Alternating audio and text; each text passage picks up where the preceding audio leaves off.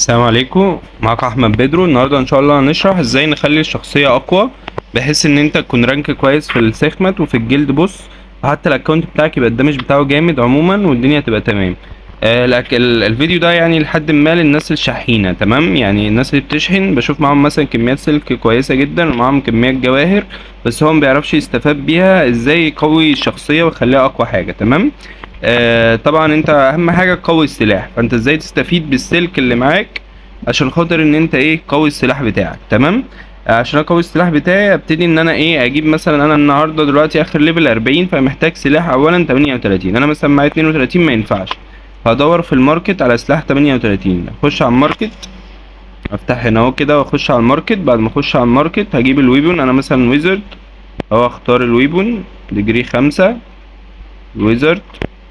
طبعا ايه مفيش سلاح 38 مع الاسف، فلو في اي حد حط سلاح 38 هاخده على طول، يا اما اروح اضرب بقى في وحوش مثلا 38 فوق او ال 40 والكلام ده، عشان ايه ابتدي ان انا ايه اعرف اعمل وحوش يعني الستاف 38. تمام؟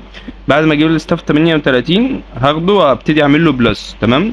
اخش هنا على الكيمي واحط ايه الاليكسير واجيب لاكي باودر ابيض او احمر. طبعا لو معاك سلك ممكن تجيبه احمر احسن طبعا. لاكي باودر الابيض ممكن تجيبه من عند بتاع الاكسسوري، هنا هتلاقي هنا عند بتاع الاكسسوري اللاكي باودر. انا مثلا ديجري 5 اخش اشتري ايه ديجري 5 لاكي باودر ابيض. تمام؟ 25,000. طبعا انت لو معاك سلك يستحسن تشتريه ايه من هنا اللي هو الاحمر، عشان يبقى نسبة النجاح عالية وتعرف توصل السلاح مثلا بلس 5 او بلس 7، عشان يبقى الدمج بتاعك كويس. يعني الواحد هنا ب5 سلك ممكن تشتري منه وتبتدي تبلص، هتلاقي الدنيا معاك كويسة اوي. وبالنسبة للإليكسيرز ويبونز بتجيبها من، يعني أغلبيتها مثلا ممكن تكون جايبها ايه من الساين ان بتاع الجلد. يعني بتخش هنا اهو، نعمل ساين ان. بعد الترم ساين ان الأخيرة دي بتديك ايه 2 إليكسير، وتبتدي تاخد 2 إليكسير وهكذا. وممكن تجيبها من الستور بتاع الجلد، كل فترة كل أسبوع بتاخد 5. تمام؟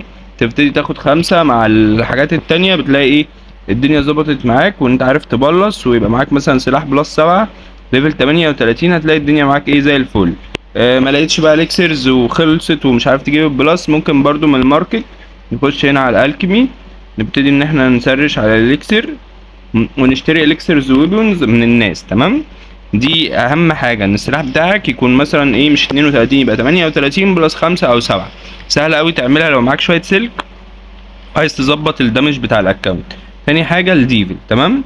الديفل كده كده بيجي لك هديه في السبيريت اهو، جاي لي اهو هديه. طب انا عايز اقويه اكتر، ابتدي ان انا ايه اخش الدنجيون اللي هي اللي بتاعت ليفل 40 دي، ابتدي اخش العب الدنجيون دي والكلام ده كله، بحيث ان انا يجي لي قطع ديفل فاحطهم على بعض زي الفيديو بتاع شرح الديفل، علشان خاطر يبقوا اقوى، وابتدي ان انا اظبط الدنيا. تمام؟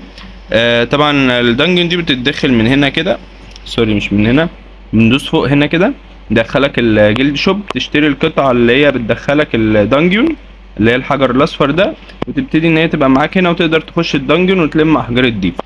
معلومه برضو تانية مهمه، ممكن اخش على الدايموند شوب واشتري قطع الديفل، بس انا طبعا عشان لسه ليفل 40 مش ظاهره معايا. بيظهر هنا في ليفل 45 قطعه ديفل المفروض تشتريها بدايموند، بتكون قويه بتقويك جدا، واهم واحده اللي هي بتاعت ليفل 65.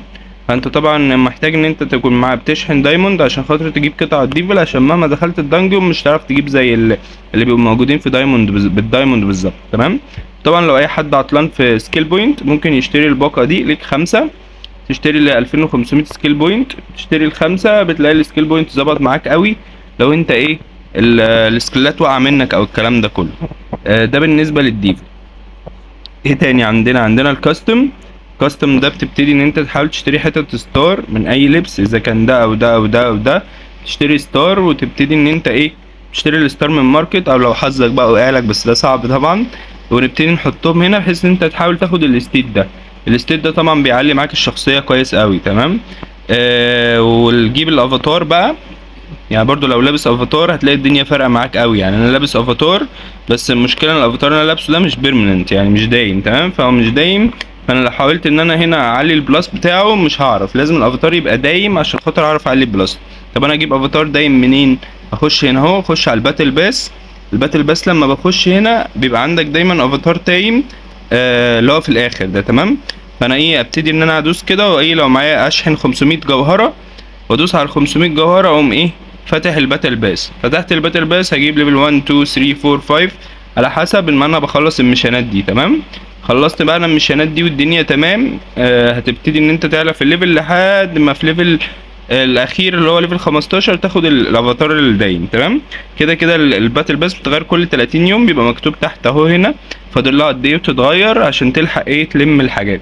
طبعا لو معرفتش تلم تبتدي ايه ان انت تلمها بسلك. يعني مثلا سي انت جيت عند مثلا ليفل مثلا سي 10 ولقيت نفسك في ليفل 10 مش تلحق تجيب 15 والايفنت هيروح عليكم مش تلحق الافاتار، هتقوم دايس ليفل اب تدوس انت تشوف انت فاضل لك كام ليفل. يعني مثلا من ليفل 4 ليفل 20 هدفع 320 سلك واخد كل الجوائز.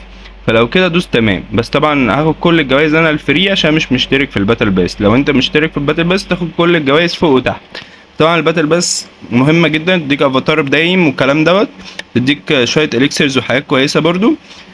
طبعا لو شاحن الباتل باس هيجيلك الافاتار الدايم، فهتلاقي هنا في الكاستم ظهر معاك هنا ايه الريفاين بتاع الافاتار الدايم، تقدر تعلي الستيب بتاعته وده هيساعدك قوي ان الدمج بتاعك يبقى كويس جدا.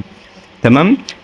تالت حاجة هي بتزود حاجة بسيطة بس يعني بتفرق، الجراب بت. يعني مثلا كل جراب بت ليه ستيت معينة، ده مثلا بيعلي الديفنس بتاعي. تمام، طبعا اكتر جراب بت بيعلي الدمج اللي هو البطريق الاليت اللي هو لونه موف، بيبقى فيه بطريق لونه موف كده، لو جبته هتلاقي ان هو هنا معلي الدمج معاك كويس جدا. فانت مثلا يا اما مثلا تقعد تكسر في بيت لحد ما يجيلك اللي هو البيت دوت لحد ما يجيلك، يا اما بتخش تشتريه من الماركت برضو.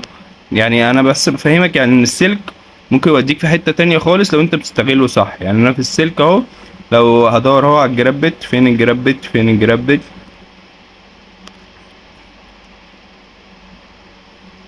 فين الجراب بت اهو. مثلا هنا اهو في بطريق، البطريق ده مثلا لو اشتريته هيعلي الدمج بتاعي اذا كان البطريق ده او البطريق الموف، عشان البطريق دوت من الستيب بتاعته ان هو بيقوي الدمج بتاع الشخصيه. فاحنا كده قلنا البلصات، قلنا الديفل، قلنا الجراب بت. ايه تاني ممكن يساعدك في ان الدمج بتاعك يزيد؟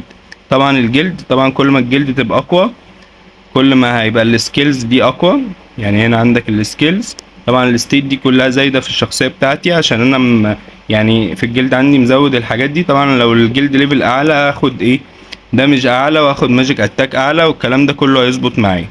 فانت لو ظبطت الكلام ده كله هتلاقي الدمج بتاعك بتاع الشخصيه كويس جدا، بتجيب رانك في السخمه، بتجيب رانك في الجلد بوس، بتجيب رانك في اليونيك، هتلاقي الدنيا مظبوطه معاك جدا.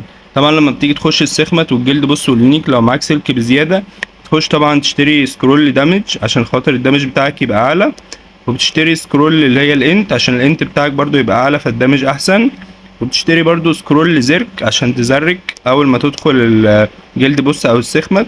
طبعا كل ده مكلف شويه انا عارف، بس انا بتكلم يعني لو حد مثلا بيشحن كتير او معاه سلك كتير وعايز يستفاد منه بس هو يعني مش عارف يستفاد منه ازاي، فكل دي فوائد للسلك وكل دي حاجات ان انت تخليك اقوى في الجيم عن طريق السلك. بس كده انا قلت افهمكم كام حاجه كده تخلي باور الشخصيه كويسه. واللي محتاج طبعا يشحن اي سلك او دايموند او بريميوم او الكلام ده كله عندنا في الجروب بنشحن كلنا، انا وباسم وجابر، تشرفونا اي وقت. مهم بس تبقوا عارفين ازاي تستخدموا الحاجه اللي انتوا بتشحنوها، مش بتشحنوا بتضيعوا فلوسكم على الفاضي. تمام، شكرا.